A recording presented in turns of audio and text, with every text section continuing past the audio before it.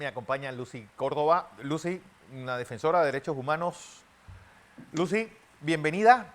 Y me llama la atención varias cosas. Bueno, el tweet que pusiste, el X que pusiste hace unos minutos referente a la situación de este pastor en Bocas del Toro. Y también, pues eso que dijiste ayer, quieren que dé la pelea, la daré. ¿Hacia qué y por qué?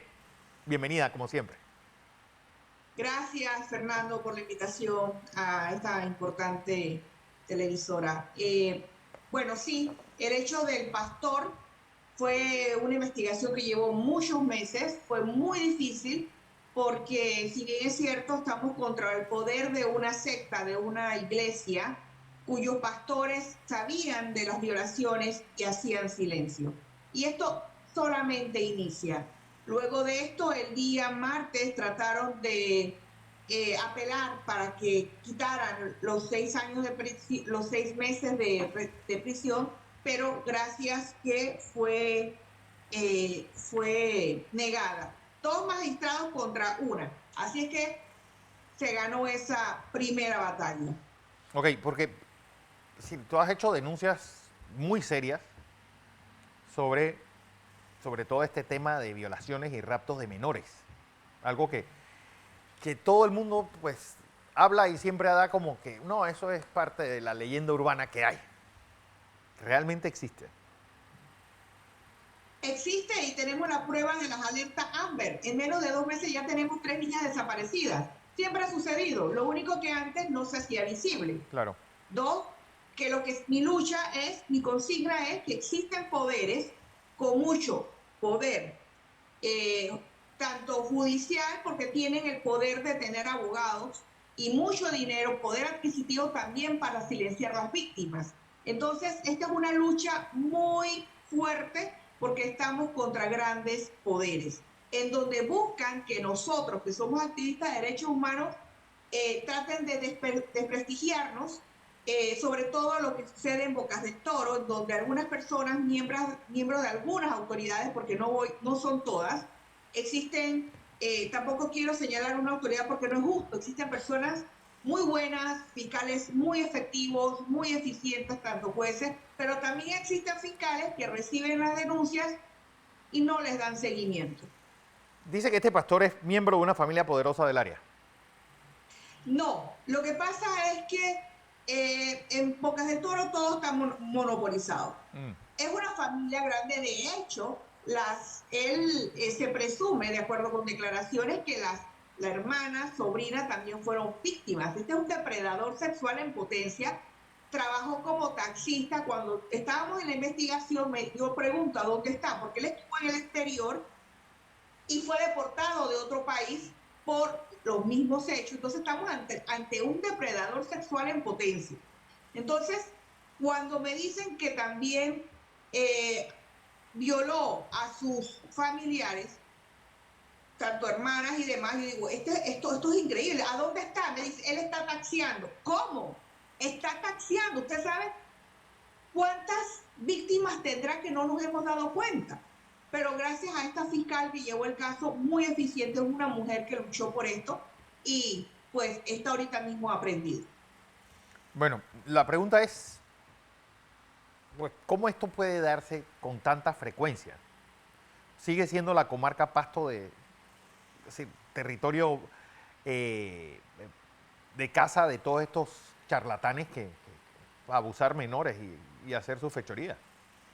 Bueno, Fernando, no estamos hablando de la comarca. Esto sucedió en el corregimiento de Empalme de Changuinola. Ah, El empalme. depredador es un hombre blanco, las víctimas son personas latinas, dándole respuesta a su pregunta. ¿Por qué? Uno, la invisibilización. Dos, las amenazas, tanto de estos grupos religiosos como de los familiares, porque ahorita mismo hay una guerra y un ataque a nuestras víctimas. ¿Por qué? Tanto de la iglesia y tanto de los familiares. ¿Por qué? Porque estos líderes religiosos le dicen a los... Y te digo algo, ¿sabes lo que decía el pastor? ¿Qué? Que no había que denunciar, porque el único que podía perdonar era Dios. Y si Dios había perdonado, no era necesario pedir el perdón del humano. Entonces, esto es una violencia cultural. Yo quedé en shock cuando el pastor sabía, cuando el pastor fue a declarar y dijo que no conocía a una de las víctimas. Entonces, es una complicidad, esto es una red, porque no solamente están en Panamá, están en otros países. Y bueno, como les dije, esta investigación apenas comienza e invito a las víctimas de este depredador sexual, que yo asumo que tienen que ser muchas, acérquense al Ministerio Público y hagan sus declaraciones. Si no confían en dar sus declaraciones, porque es otro punto importante que quiero acatar. Usted me preguntó por qué. Uno, que no confían en las autoridades de Bocas del Toro. Dos, hay mucha fuga de información. Tres, es un pueblo pequeño que todo el mundo se conoce y basta con tener influencia de ciertos políticos para que tú quedes impune. Hechos. El rey Naso, trabajo comunitario cuando tenía más de una víctima. Solamente doy ese ejemplo de tantos.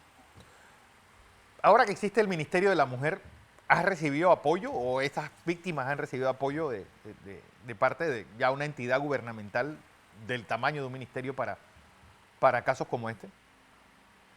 Fernando, el tema de la explotación sexual infantil y lo que tenga que ver con niños y niñas es muy sensitivo. Es por esto que necesitamos equipos especializados y sobre todo que cuenten con la confianza de las víctimas. De Bocas del Toro no vamos a recibir, no hemos recibido apoyo. Bueno, por parte de nuestro movimiento, las víctimas serán atendidas con especialistas de Chiriquí. Viajarán a Chiriquí. Tengo un lugar en donde se atenderán a víctimas especiales, pero las atenciones serán con especialistas de Chiriquí, en donde ellas se sientan con la confianza de que no va a haber fuga de información, en donde van a ser tratadas con profesionales que realmente tienen compromiso y vocación, pero no van a ser de Bocas del Toro. Porque al final puede ser en la atención primaria donde todo esto termine cayéndose. Ok, sí, va al UPAVID.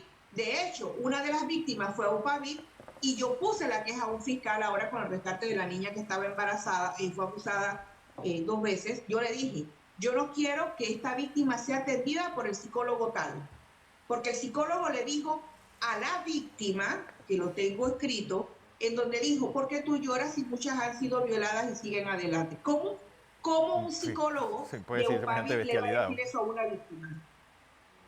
Wow. Bueno, Sí. una lucha y has sentido amenazas contra tu vida por hacer estas denuncias. Fernando, tú fuiste el primero que me entrevistaste hace muchos años. Sí. Tengo 8 amenazas de muerte.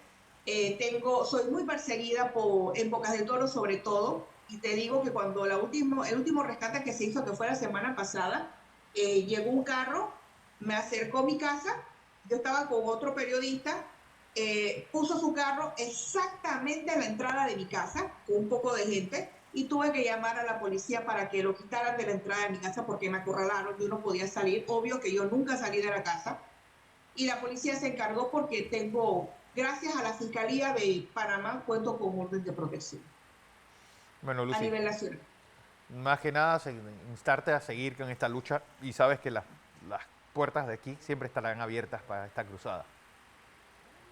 Esta es una cruzada, así lo has dicho. Gracias, Fernando. Así es. Bueno,